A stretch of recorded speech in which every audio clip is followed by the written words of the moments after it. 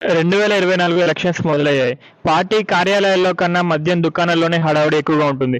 ఎందుకంటే ప్రతి కార్యకర్త చేతిలో మందు బాటిల్ పడాల్సిందే. ప్రతి రాజకీయ నాయకుడు కూడా ఆలోచించేది కార్యకర్తని ఎలా సాటిస్ఫై చేద్దామని. ఎలక్షన్స్ అయిపోయేంత వరకు అతనికి తిప్పలు తప్పవు. సో మొదటగా మద్యం దుకాణాల్లో హడావుడి ఎలా ఉంటుందో చూసొద్దాం పదండి. ప్రతి పార్టీలో మనది మందే ఉండాలి. ఎక్కడ మిస్టేక్ జరిగినా బాగుండదు చెప్తున్నా. ప్రతి కార్యకర్త ప్రతి వ్యక్తి దగ్గర మన మందే. ఈ దెబ్బతో దద్దరిల్లిపోవాలి ప్రతి ఈ సంవత్సరం మాలంతా అనుకుంటాం కానీ రాజకీయ నాయకుల కష్టాలు అంతా ఇంత ఉండవు సార్. కావాలంటే మీరే లుక్ వేయండి. పాపం ఈ పెద్ద మనిషి ఎంత కష్టపడుతున్నాడు. ఎందుకన్నా ఇవన్నీ ఇప్పుడు తీస్తున్నావు? అరే ఏం తెలుసురా నీకు? గిన్ని రోజుల బట్టి పని చేస్తున్నావు నా దగ్గర, నీకు ఇంకా తెలియదురా నా గురించి? అది దాయి నేను చెప్తాపా.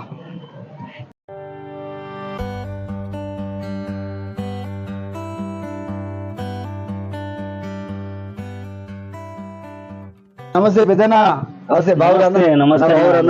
మంచిగా పైవాడి వల్ల అన్న ఇప్పటిదాకా అయితే పర్వాలేదు అన్న. నువ్వు కూర్చో అన్న, నువ్వు కూర్చో. అది అంతా పెయింట్ అంటుంది అన్న దానికి. అరే ఏం కాదు, నువ్వు ఎందుకు ఇదేందే దీని అమ్మ ఇట్లా మంచి మంచి ఇది చేసినాం మనం.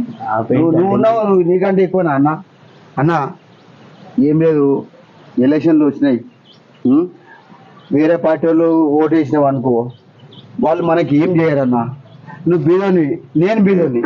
నాలాంటి వాళ్ళని గెలిపిస్తే నీకు మంచిగా ఏ అర్ధరాత్రి పని మాట నేను వచ్చే బాధ్యత నాదన్నా. ఎందుకంటే నువ్వు పెద్ద మనిషి, నీకు అన్ని తెలుసు, ఈ కాలనీలో అందరూ మొత్తం తెలుసు. నువ్వు గతంలో రాష్ట్రం కోసం ఎంత దండలాడినావన్నా. రాజధాని నడిబొడ్డున వేల మంది పోలీసులు ఉండగా, పబ్లిక్ ఉండగా, ఆ నడి సెంటర్లో గ్యాస్ ఉన్న పోసుకొని నువ్వు తగలబెట్టిన రోజులు గుర్తున్నాయన్నా. నేను మర్చిపోలేదన్నా. అన్న నువ్వు ఎంత మంచి త్యాగం చేసినావో మాకు అందరికి ఎరికే అన్న. కనుక అన్న మర్చిపోకు.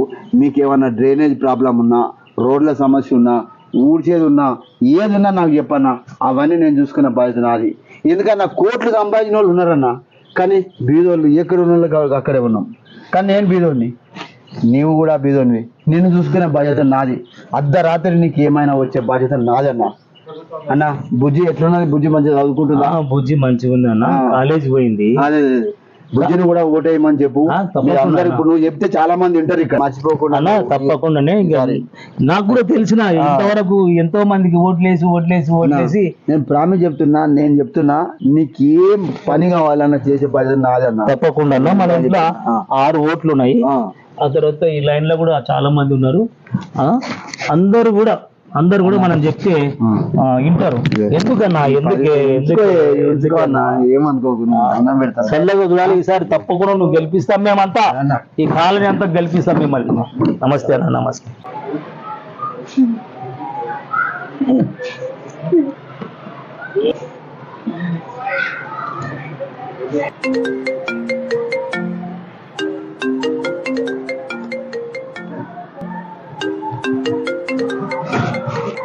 హలో నాన్న. హలో చెప్పండి నాన్న. హలో చెప్పండి నాన్న. ఏం నాన్న నువ్వు ఎలక్షన్స్ కదా రేపు రావట్లేదేంటి? నేనా వస్తాను కానీ అమ్మ ఎలాగ ఉన్నారు నాన్న? అమ్మ అందరు బాగానే ఉన్నారు నాన్న. బాగానే ఉన్నారా? ఇంకేం సంగతి నాన్న? ఏం సంగతులు? రేపు ఎలక్షన్ నువ్వు ఇంకా అక్కడే ఉన్నావు. ఎప్పుడు వస్తున్నా నాన్న? వర్క్ ఫ్రమ్ హోమ్ అని మీకు తెలుసు కదా. ఉదయం 7 గంటలకు స్టార్ట్ చేస్తే రాత్రి 8, 9 అవుతుంది నాన్న. అస్సలు పని అవ్వట్లేదు నాకు. ఇంకోటి తెలుసా, ఆ రోజుల్లో నయం నాన్న. ఉదయం 8 గంటలకు వెళ్ళి సాయంత్రం 5 గంటలకు వచ్చేసేవాడిని. ఇప్పుడు వర్క్ చేస్తుంటే మా మేనేజర్ ఉన్నారా, పళ్ళు తోపుతో కూడా పని చేయమంటాను నాన్న. ఇంకో విషయం చెప్పనా, సగం నీ తట్టుకొని వచ్చి పని చేసుకుంటుంటావు నాన్న. ఇవన్నీ ఉంటాయి. ఇప్పుడు ప్రెసెంట్ సిచ్యువేషన్ అవన్నీ ఉంటాయి. కానీ 5 సంవత్సరాలకు వచ్చే ఎలక్షన్స్ కదా నాన్న, ఎట్లా ఒకటి కొంచెం ట్రై చేయి నాన్న. ఎంపీ ఎలక్షన్స్ ఉన్నాయి, ఎమ్మెల్యే ఎలక్షన్కి రమ్మంటున్నారు. ఇప్పుడైతే నా వల్ల కాదు నాన్న. నా మాట వినండి. అయినా లక్షల్లో ఓట్లు వేస్తున్నప్పుడు నా ఒక్కడిది ఓటు అయిపోతే ఏమవుద్దు నాన్న? కొంపలే మారిపోతాయి నేను వెయ్యిపోతే. ఎందుకు అంత టెన్షన్ తోటి మాట్లాడుతున్నావు? నువ్వేదో వర్క్ టెన్షన్ చూడరా, ఒకసారి ట్రై చెయ్యి. అవునన్నా, అది సరే కదా నాన్న. అక్కడ పరిస్థితి ఏంటి? ఎలక్షన్ పరిస్థితి ఏంటి? ఇక్కడ ఎలక్షన్ డబ్బు సంచులు కొమ్మరిస్తున్నారా. అవునా? మందు అయితే బాటిల్స్ అబ్బా మనం చెప్పలేము గానీ. అవును, మీ దగ్గర ఎట్లా ఉంది పొజిషన్? మాది హై క్లాస్ ఏరియా కదనన్నా. అసలు ఏసీ రూముల్లోంచి బయటకు వచ్చి 3 గంటలు ఎండలో నిలబడి ఓటు వేయమంటే ఎవరు వస్తారు నాన్న? మీకు తెలియదు ఏముంది ఇక్కడ పరిస్థితి. అది మీ ఏసీ వాళ్ళకి అట్లా ఉంది, ఇక్కడే మాది ఇట్లా ఉంది. అందుకే నాన్న కాస్త ఓటు తప్పనిసరిగా చిన్న ప్రయత్నం చేయి, నువ్వు రావడానికి ట్రై చేయి. సెలవులు దొరకపోయింట్రా మీకు? కాదు నాన్న, నేనైతే రాలేను. అయినా నా ఒక్కడు ఓటు అయిపోతే అక్కడ ఏం కొంపలు ఆరిపోవునా, నేనైతే ఇప్పుడు రాలేను నాన్న. వాహ్, ఎంతైనా సాఫ్ట్వేర్ బాగా సంపాదిస్తారు అనుకుంటాం కానీ వర్క్ ఫ్రమ్ హోమ్లో కూడా తీవ్రమైన కష్టాలు ఉన్నాయన్నమాట. సరే, ఈసారిని కూడా వదిలేద్దాం. ఓటేనికి రావా? ఎక్కడమ్మా బాబో, ఈ పిల్లలతో అస్సలకి ఎండల వల్ల ఈ పిల్లలతోని అసలు ఏగలేకపోతున్నాము. ఈ హాలిడేస్ ఒకటి వచ్చినాయి ఈ ఎలక్షన్ టైంలోనే. ఈ హాలిడేస్ చూసి పిల్లలు అస్సలకి ఇంట్లో ఒక్క క్షణం ఉన్న వస్తువు ఒక్క దగ్గర ఉంచరు. మరీ మా పెద్దోడైతే నా అబ్బాబాబా చాలా చిరాకు తెప్పిస్తున్నాడు.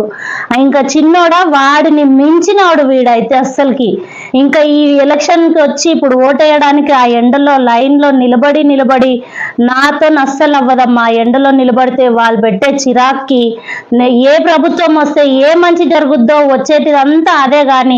అబ్బాబ్బాబ్బాబ్బా, చూసారండి ఒక తల్లి పడే కష్టాలు. అంత చిన్న పిల్లలు వేసుకొని ఓటేయడం అంటే చాలా కష్టమైన పనే. సో ఈ మేడం వదిలేద్దాం. ఓటేద్దామని 3 గంటలకు అట్లా పోతే ఓటు విలువ పెరుగుతుంది. అబ్బో, పెద్ద ప్లానే. ఆమె చెప్పింది కూడా కరెక్టే. ఎందుకంటే పొద్దున 9ంటికి వేసామనుకో ఏ పార్టీ వాళ్ళు డబ్బులు ఇవ్వరు కదా. అదే 9ంటికి వేసామనుకో గంటకి వాల్యూ పెరుగుతుంది. నిజమే ఆమె చెప్పింది కూడా నిజమే. ఓ అన్న ఏంది ఇక్కడ ఏం చేస్తావు? నా ఎలక్షన్ పెట్టుకొని పని చేసుకుంటున్నా. అదే ఇప్పుడు ఓటేవా? ఓటు ఎందుకు వెళ్ళే? ఓటేసినా కూలోనే, ఓటేయకుండా కూలోనే కదా. ఓటు వల్ల ఏమున్నది? మాకేమన్నా బతుకులు మారేది ఉందా అన్న? కూలి బతుకులే కదా. ఏ గవర్నమెంట్ వచ్చినా అదే ఉంది కదా అన్న మా పరిస్థితి. అట్లా కాదన్నా, ఇప్పుడు ఓటు హక్కు కదా. ఓటు అయిపోతే ఎట్లా అని? ఓటు హక్కు అంటే మాకు ఓటు వేయటమే తెలుసు, కానీ ఓటేసిన తర్వాత మా బతుకులు అయితే కూలి బతుకులే ఉన్నాయి కదన్నా, మారతలేవు కదా. అందుకని పని చేసుకుంటున్నాం అన్న. కొత్త ప్రభుత్వం వస్తే నీకేమైనా బతుకులు మారే ఛాన్స్ ఉంటుంది కదన్నా? ఏం లేదన్న, అట్లాంటి ప్రభుత్వాలు వస్తూనే ఉన్నాయి పోతూనే ఉన్నాయి, కానీ మా కూలి బతుకులు అయితే మారట్లేదు కదన్నా. ఈ పని చేసుకుంటే కనీసం ఇక్కడ బోధొక్కుతుంది పిల్లలకు. ఓకే. అబ్బా, చూసారా? ఓటు వేసినా వేయకపోయినా, ఏ ప్రభుత్వం వచ్చినా రాకపోయినా అతని బతుకైతే మారదంటున్నాడు. పాపం కదా.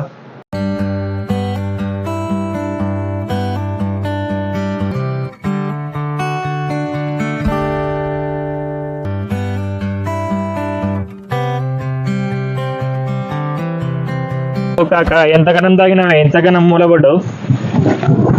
తాగుతావు. నిమ్మలమైనవా? నిమ్మలం అవ్వటం కాదు బాబు, ఓటేసేదాకా నేను నిమ్మలం అవ్వదలుచుకోలేదు బాబు. చెప్పు, ఇప్పుడు ఎన్ని పార్టీల మందు పడింది, ఎన్ని పైసలు వచ్చినాయి, ఎన్ని బిర్యానీ ప్యాకెట్లు వచ్చినాయి, చెప్పు సంగతి. ఎన్ని బిర్యానీ ప్యాకెట్లు వచ్చినాయి అని అడుగుతున్నావు? ఎన్ని బిర్యానీ ప్యాకెట్లు వచ్చినాయి చెప్పమంట బాబు. ఒకప్పుడు నేను నిజంగానే ఓటుకి నేను బిర్యానీ తిన్నాను, మందు నోట్లు అన్ని తీసుకున్నా, కానీ ఇప్పుడు ఎందుకు తీసుకున్నానని సిగ్గుతో చచ్చిపోతున్నాను బాబు. అందుకే నేను ఓటుకి నోటు కాదు, నా ఓటు స్వచ్ఛందంగా వేయటానికి 71 సంవత్సరాల సర్వీస్ అయినా కానీ కూడా ఓపిక లేకపోయినా కానీ వెయ్యాలనుకొని వచ్చాను బాబు. కొంచెం అలసిపోయా, అందుకని కూర్చున్నాను. అదే కాక ఇప్పుడు ఇంతగానం అలసిపోయి ఓటేసి కష్టపడి చేసే బదులు అదేదో గాలికి నిమ్మలంగా ఇంట్లోనే కూర్చోవచ్చు కదా. అవసరమా నీ యొక్క ఓటు లేకపోతే ఏమైనా అవుతుందా చెప్పు? ఓటు వేయకపోతే అవసరమా అంటే నిజంగానే ఓటు వేయకపోతే ఈ దేశం నాశనం అయిపోతుంది బాబు. ప్రతి ఒక్కళ్ళు ఓటు వేయాలి బాబు. ఏంది శంకాక నువ్వు అట్లా అంటావు? అట్లా అంటావు కాదు బాబు, ఉన్నది వాస్తవం చెప్తున్నాడు బాబు. ఒక విషయం చెప్పమంటారా? ఇప్పుడు వరకు కూడా మన దేశంలో ఎంత పర్సంటేజ్? 55, 60, 65. అంటే మిగతా 35% ఓటు వేయట్లేదు తెలుసా? అంటే వాళ్ళు చేతులారా వాళ్ళ దేశాన్ని నాశనం చేస్తున్నారు. అందుకే వాళ్ళు నాశనం చేస్తున్నారని నాకు అది ఇష్టం లేక ఓపికతోటైనా సరే ఓటేసి వచ్చి వాళ్ళకన్నా చెప్పాలనుకుంటున్నాను బాబు. నీ ఒక్క ఓటుతో మారిపోతుందా? ఎట్లా మారుతుంది బాబు? నా ఒక్క ఓటు కాదు, నా ఒక్క ఓటు నాలాంటి వాళ్ళు అందరూ ఓట్లు వేస్తే మారుతుంది అని మీలాంటి వాళ్ళు చెప్పాలి బాబు. చెప్పండి బాబు, మీలాంటి వాళ్ళు చెప్పండి. ఇక ఇప్పుడు నువ్వు మంచిగా నిజాయితీ పరుడు అయినావు మొదట్లో తీసుకొని, ఇప్పుడు అందరు అట్లే ఉంటారని చెప్పగలవా? నీలాంటి వాళ్ళు భూమి మీద ఎంతమంది ఉంటారు చెప్పు? ఏమో నాలాంటి వాళ్ళ సంగతి నాకు తెలియదు కానీ బాబు, ప్రతి ఒక్కరు మాత్రం ఓటు వెయ్యాలనేది తెలుసుకోకపోతే మాత్రం దేశం అదే గతి పాలు అవటం ఖాయం. సరే, అంటే ఒక్క రూపాయి తీసుకోలేదంటావు, ఒక బిర్యానీ పొట్ల తినలేదంటావు, ఒక్క నయా పైసా అడగలేదంటావు. లేదు బాబు, అడగదలుచుకోలేదు అంటున్నాను. ఎందుకంటే ఒకప్పుడు అడిగాను, కక్కుర్తి పడ్డాను. అది నా బ్రతుకుని బస్ స్టాండ్ చేసిందని చెప్తాను. ఇది కరెక్ట్గా చెబుతున్నాను తెలియదు కానీ, ఓటుకు నేను అమ్ముడుపోయి కుటుంబాన్ని నేను ఎంత బజాన్ పాలన చేశాను నాకు తెలుసు. అందుకే నేను ఆ నిర్ణయాన్ని మార్చుకొని నేను ఇప్పుడు నేనుగా ఓపికతోటైనా కానీ ఓపిక లేకపోయినా కానీ ఓటు వెయ్యాలి అని వెళ్తున్నాను బాబు. సరే కాక, ఇప్పుడు నీకులాగే అందరూ ఆలోచించాలని నేను కోరుకుంటున్నాను. నాకు ఇంకొక విషయం చెప్పు.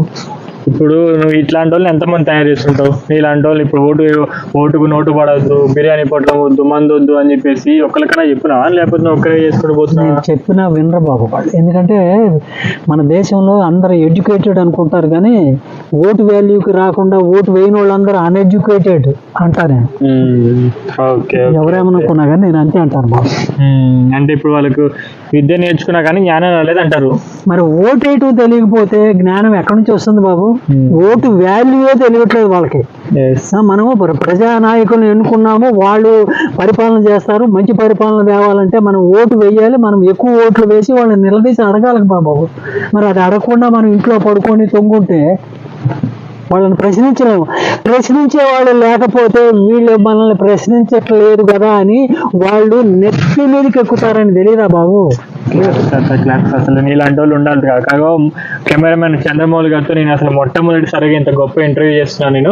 నేను మీ దగ్గరికి రావడం ఏందో కానీ యాదృచ్ఛిక ఎట్లా జరిగిందో నాకు తెలియదు కానీ, ఓటు అసలు ఎలక్షన్, ఈ ప్రజాస్వామ్యము ధనస్వామ్యం అనే విషయాలు అబ్జర్వేషన్ మీ ద్వారానే తెలుసుకున్నాను.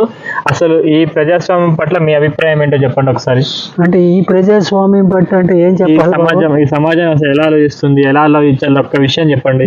ఈ సమాజం ఎలా ఆలోచిస్తుందని చెప్పడానికి ఏంటంటే, ఈ సమాజంలో ప్రజలు పడుతున్న బాధలు బాగున్నాయా బాగాలేవా సూపర్ కొన్నాయని వాళ్ళు నిర్ణయించుకోగలిగితే ఈ సమాజం బాగాలేదని చెప్పగలరు, లేదా బాగుందని చెప్పగలరు. కానీ మన ప్రజలు ఈ ఓటు వాల్యూ తెలుసుకోలేక అజ్ఞానంతో నిద్రపోతున్నారు అని నేను చెప్తున్నాను, నేను చెప్పగలుగుతున్నాను.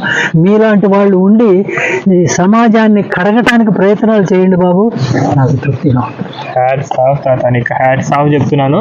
మీ ఓటు హక్కుని ఇవ్వండి, నిజాయితీగా వేయండి. ఒక్క మందు చుక్క, ఒక్క బిర్యానీ పొట్లం, ఒక్క డబ్బు తీసుకోకుండా వేస్తారంటే మీలాంటి వాళ్ళు నాకు దొరికితే సమాజం మొత్తం ఒక చోటుకి చేస్తాను. Hats off.